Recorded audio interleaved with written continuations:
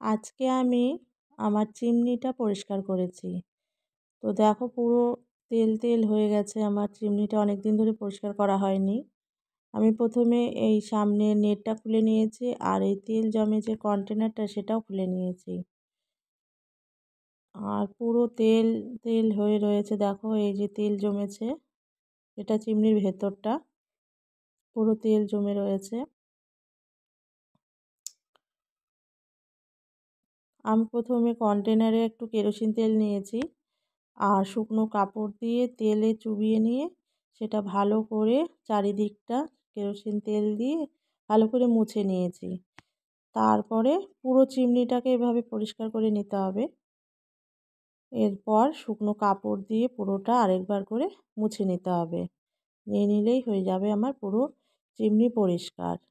এরপরে আমি নিচে যে নেটটা থাকে সেটাও আমি লাগিয়ে নিয়েছি। আর ওই তেল যে জমে কন্টেনারটা সেটাও লাগিয়ে নিয়েছি। আমার চিমনিটা পুরো পরিষ্কার হয়ে গেল। কেমন হয়েছে জানাবে। Bye bye.